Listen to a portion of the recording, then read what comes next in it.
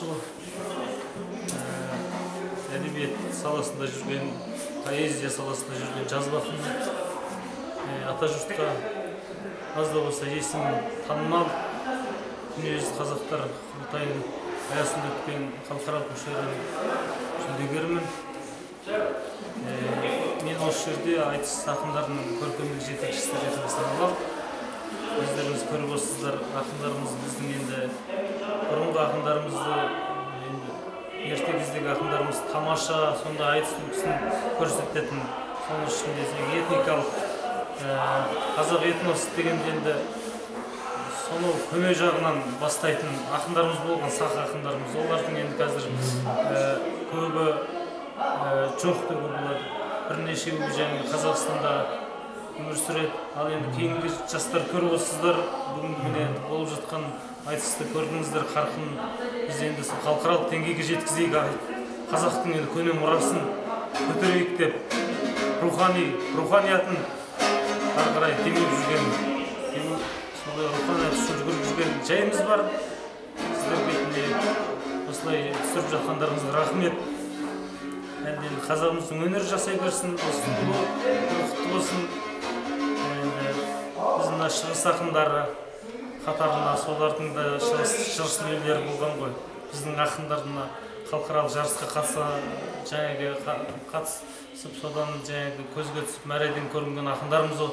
Жаңағының ішінде алғашқы Ерлан Дәулетұлын көріп отырсыздар, сол кезінде Семейде оқыған, білім алған, енді Ұлабайдың жерінен білім алған. Біз енді әдебиеттегі қазақ классикасындағы шыңымыз Абай болса, енді ол кісіден асып айта алмаймыз. Сөз әге сондай енді осындай тамаша айтыс енді шамамыз өткізіп жүрген, жыл сайын наурыз сайын аймақ әкімшілік қолдауымен, басқа да ағалардың қолдауымен осындай кішігірім айтыс өткіземіз. Өзімізше алуан жүйрік бар, әліне қарай шалады дейді ғой, енді әліне қарай шалып жатыр. Көріп отырсыздар енді.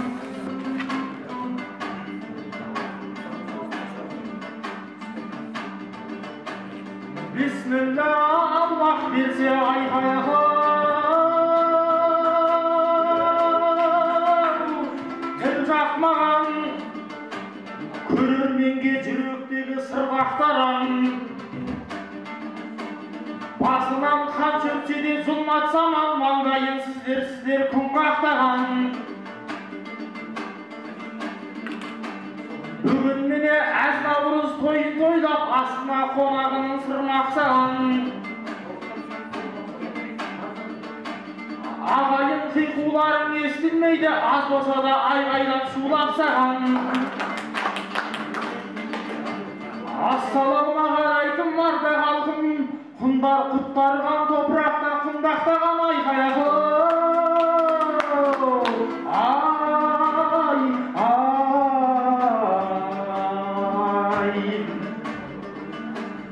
Ал гүлжан көрсетейік қызық көпке,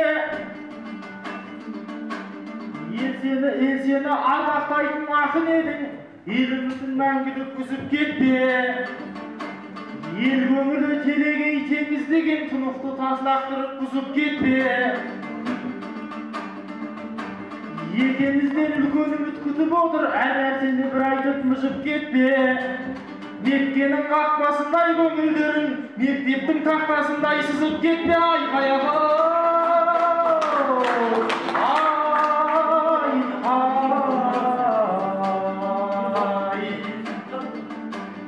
берейін алағайын әнге салып, қолдасамын отырған дүйім қалып. Арп ішінде бір бидай деген бар ғой, білесіздер мұны анық. Ағайын алдарыңа шыға келдім, арп ішінде бір бидайды ерте салып. Айқаяға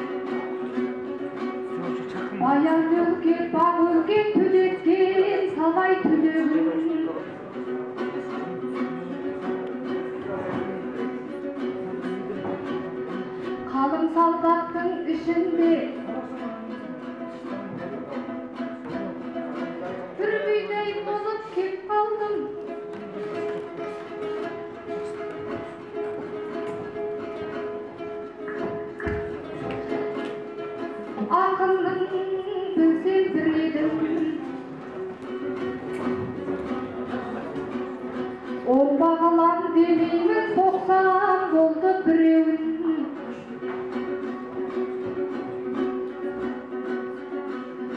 Жолын қуған молдаштың орақ тілді қыз елін оңай жегем деп ойлама үзілсін менен күдерін. Өдіре тапсам үзілер матамақ болған шеберін. Өзінің басын болмаса қара күшіңнен не пайда, жуан болған мен білегін.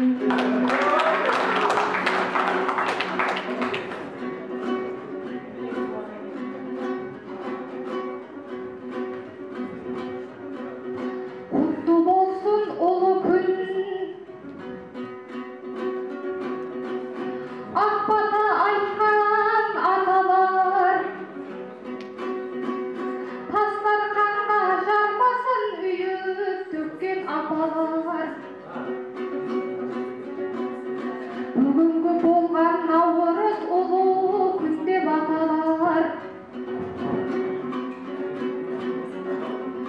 Қазақтығының айнасы салтың бес тұртың мақтанар.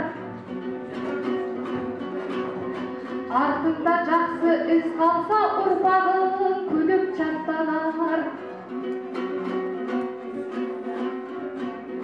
Қасиеті қаныңның тамырында сақталар.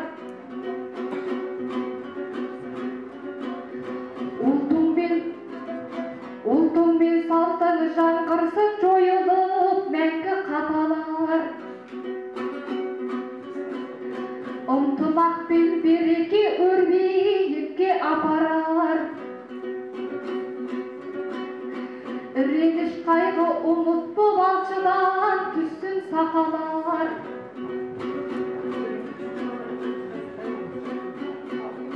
Ағым бол ұлысың оң болып қабыл болсын ағайын, айтылып жатқан баталар.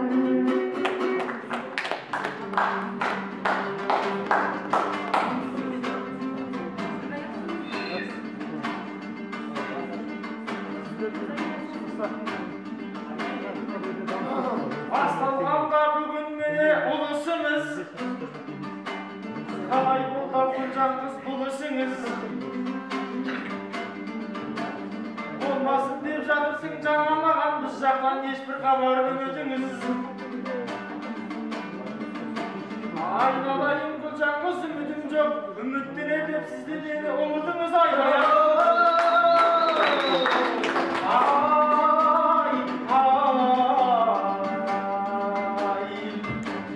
Қолдасаң алағайын бәрін, тартылғанды санадан адырнам.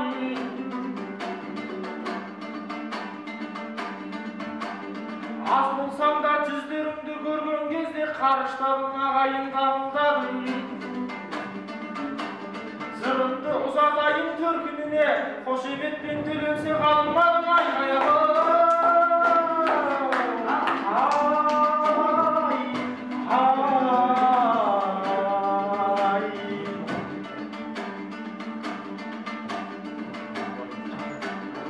Мұндайды беу ағайын біліп беріп,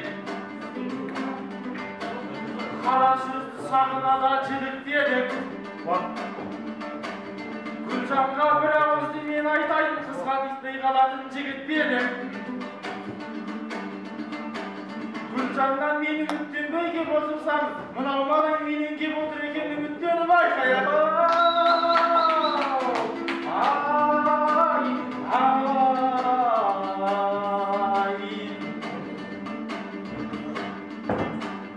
Сіздерге төге берер жырымыз бар, ақын едік жырымыз бар, тіліміз дәл. Ағайын осыменен қоштасайық, біздерге бір қошемет ұрыңыздар. Айтымызды осыменен тоқтатпасақ, қырық пышақ боп қырқысатын түріміз бар.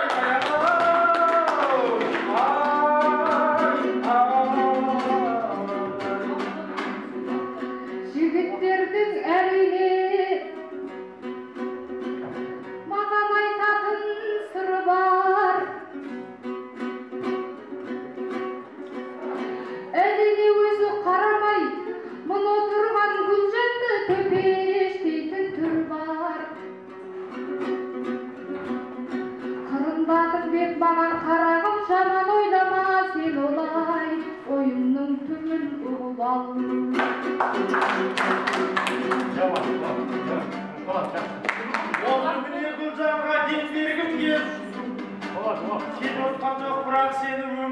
келгем. Осы мен айтысты тоқтатайын. Мендікі дұрыс бірақ та сен жеңдің деп айқай ағалау.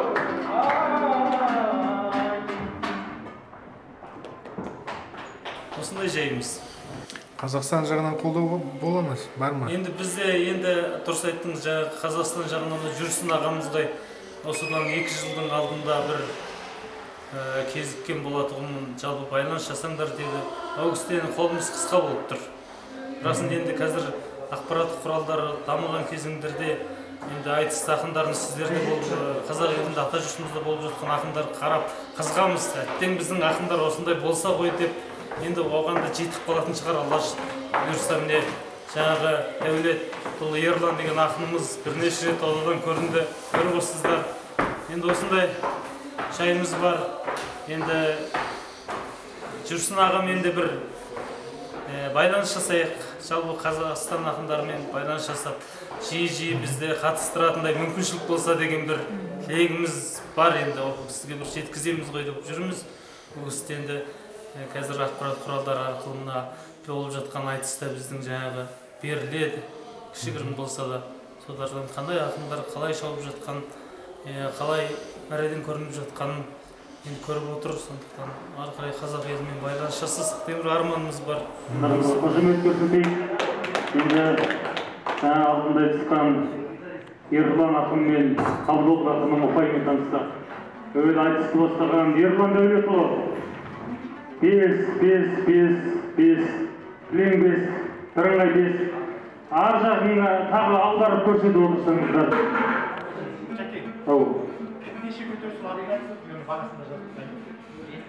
Бірыңғай 5 жарайды. Енді айтысты қостаған Қабдолға 5 қалды ғой қойғырғасын. Жандос ақын 4. Өмірбек 3, Жанарбек 3, 4, 3. Өздеріңіз жазбағыңыздар, жартылай айта салайын. Енді ақындар тамаша айтыс көрсетіп жатсыздар, өйлі жаңа басталып жатыр. Бұл айтыс Наурыз айтыс көріп тұрсыздар, Наурыз айтыс. Ұлыстың ұлы күні. Әзіл айтыс болсын, әр Наурыз туралы нақышқа төрешілер бас төреші. Жанарбек ағамыз, Наурыз туралы нақыштар көп айтылса, саясатқа соғынып кетіп қалмас екен деген тілегіміз бар. Алла. Енді айтады ғой, әрді ақындардың тіліне тұсау қоймаймыз десе де, Наурыз нақыштарына жақсы қарайтын шығар, төрештер деген Сұрадан өмірде болмасам да іс-қайрадан бір Алла ақын қылып жаратқан соң ақындық өнерімді құт санаған. Биылғы жыл қысыңыз қатты болды, шықтың ба ағайындар қыстанаған. Наурызда айтпай ма бала жырын, тойында болған кезде саналығын. Күн мейрамын Наурыз келген кезде жасамайық біз бүгін жаңа мырым. Той жылы да жаман жыл болған жоқ қой, артқа тастап барады таралығын. Есен жыл, мешін жылы келген кезде әкелсін құтты жаңалығын. Ассалаумағалейкум армысыздар, құтты болсын ағайын жаңа жылың. Көріңдер қандайымнан жырышқының қонғандай, ұрғанызда ырыс бүгін. Самарқанның көк тасы ерігенде тілейін, елтерімнің тыныштығын. Наурыз мейрамдары құтты болсын, бала келсін кел жатқан ұлыс күнің. Әгегәлім, ай. Кез болдым баққандай ағамызға, ағасы біз көсіліп шағамызға. Аға көрген ізетті іненің ғой жабыспай мен сіздің жағаңызға. Байқаусызда сіз бүгін чарбаспашы, ағының еместерін марғасқасы. Бүгін байдай еліңізбен болайын, ал енді қалын байдай жол басташы. Әгегәлім, ай.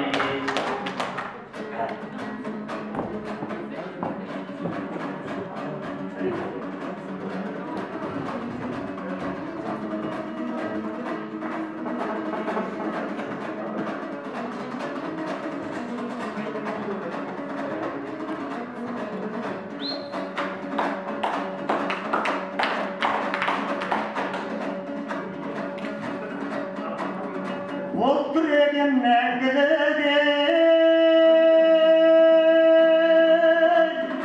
almışınlar kalkmaydan men bugünü aldısın var kayraydım kayraydım kayraydım kayraydım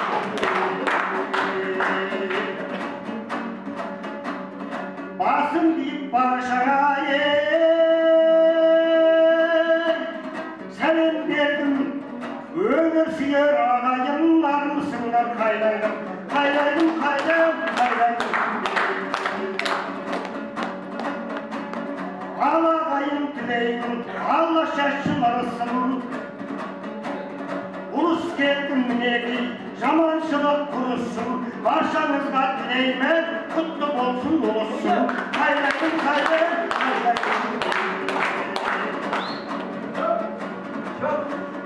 Söz söyle yergilmey, sana ulan. Termet edin siyahtı, dala biren kaynaydım. Kaynaydım, kaynaydım, kaynaydım. Sağına karşı bulup yerdip geldim. Tanık pastan sambay verip bala kıran kaynaydım. Kaynaydım, kaynaydım, kaynaydım. Şabıt gelip durganda sözüm marjan gereğimin. Babım gelip turganda, ardım akkay köşküm, bugün çerenim, aynalayın ağaya, üstte olsun verelim. Kayrayın, kayrayın, kayrayın.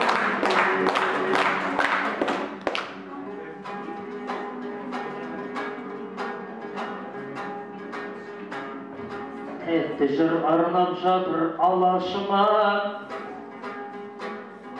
Бұл бір жан бақандардың баласыма Бақандар елденерек ақын еді жабыспайтын ешкімнің жағасына Наурыздың айтысында тап болып қалдым ағайын айтақынның қарасына әгейгәгім, әгейгәгім, әй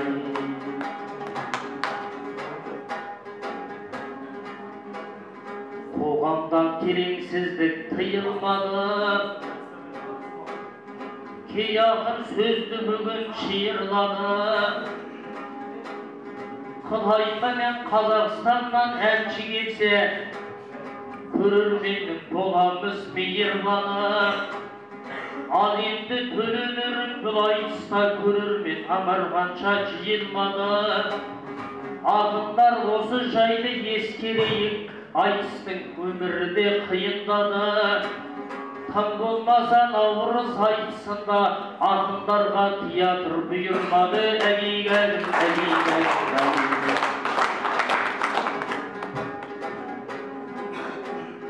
Ақын көп қолымызға туаламыз Сан айтыста біздер кеп сыналамыз Қырсымында айтыс болған кезде еріксіз ағайындар қуаламыз Сол айтысқа ақын боп барған кезде дайын мұрат беретін сыбағамыз Айтыста қазылық біз шақсақ тағы халықтың көңіліне қуаламыз Ақындар биіктерге чолық тұрсын, арманың әрқашанда толып тұрсын Бұдан бұлай наурыз айтысымыз Қырсымының әр жерінде болып тұрсын Қазақпыз дінмен тілді тілдетпейтін Әрқайым қойуғанмен үрмектейтін Өлгейдің халқы мынау тіршілік деп Адамдар өнердесе мыңқ етпейтін Одан да қырда айтыс бола берсін Айтысыңды қырдың ел құрметтейтін Әгейгәгім, әгейгәгім Бұл бір жақ биіктерден дәл бүгін асар бала Өзіңіз болып тұрсыз қатардана Кезелгенде берейін ал ендеше Чала бер бақан дейтін тапал қара Әгейгәгім, әгейгәгім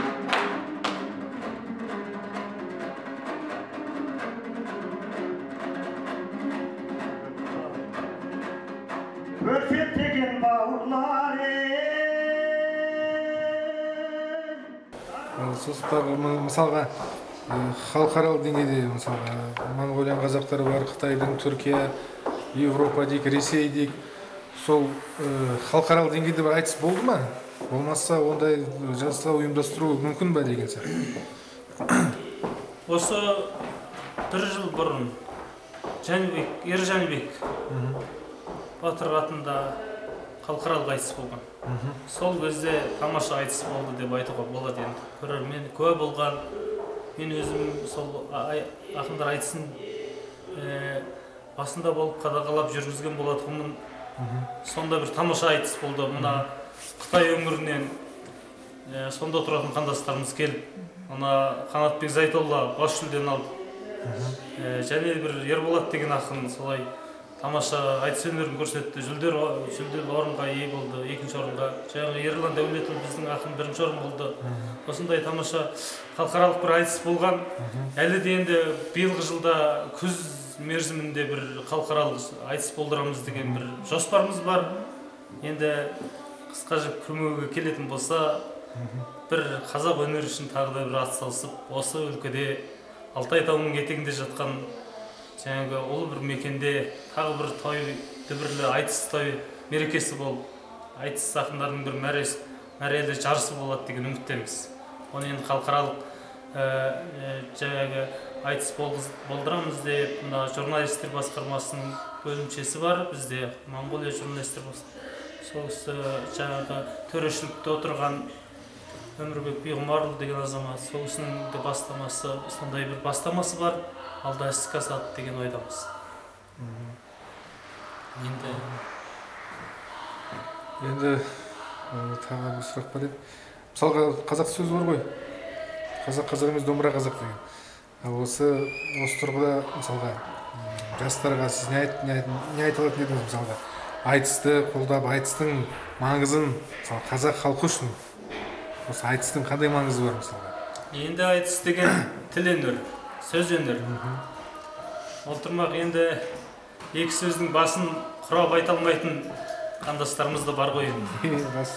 Сонда жаңағы айтыс оны жүйеге келтіріп, ұйқасқа келтіріп, бір арнадан шығарып, бүкіл жаңағы өнерін сарқып шығарып жатқан айтыс ақындарын еді көп болса елге жақсы әсер етеді деп ойлаймын. Оның пайдасы бар. Руханиятқа үлкен әсер етуші. Қазір мысалы енді кімнің қандай айтатын халықаралық дәрежедегі ана ақындарымыз мысалы Балғынбек Имашев, Тұрсынбаева, Айнұр бастатқан мысалы ақындарымыз көріп отырамыз, сөзіне сүйсініп отырамыз. Біз емес, мына халық солай қазақ деген енді жалпы айтыс өнері қазақ пен қырғызда ғана бар. Солай енді шығыс халықтарында. Сондықтан енді осы айтыс өнері дамыған сайын бұл бізде елдің әлеуметтік жағдайда жаман болмайды деп ойлаймын. Руханият танымайтын болса, қайда барамыз? Енді жаңағы бәрімізге де жақсы болар еді рухани. Жаңағы алдымен дамыған елдерде алдымен өнерге көңіл аударады екен деген сондай үлкен бір пікірлер бар ғой. Расында мынандай айтыс өнер дамып жатса, бұл енді көнеден жалғасқан бұл өнеріміз дамытса, енді халықтың руханиятына үлкен әсері бар деп ойлаймын. Бізде де кезінде жаңағы Сахаба Құдагелдіұлы деген тамаша ақын болған. Ол кісі енді расында жаңағы бірақ жалғыз несі болған, домбырамен айтпайтын болған, бірақ енді төгіп салатын болған. Егеухан Мұхамедиұлы деген қазақ елінде тұрады. Әйгілі ақын бауырымыз Дәулеткерейдің анасы. Ол кісі де кезінде тамаша айтыс үлгісін көрсеткен тамаша ақындарымыздың бірі. Енді айтыс тарихында айта берсек, бір түнге таусылмайтын әңгіме бар. Мысалы, Семей өңірінде мықты ақындар болған кезінде айтыс ақындары енді білеміз. Көп қазір айтыс ақындар, шығыс ақындар байқап отырам. Көбінесе жаңағы көп сілтеп жатады енді. Өрендер шыға берсін, айтыс үзілмесін деген тілектемін. Рахмет, көп рахмет. Жақсы.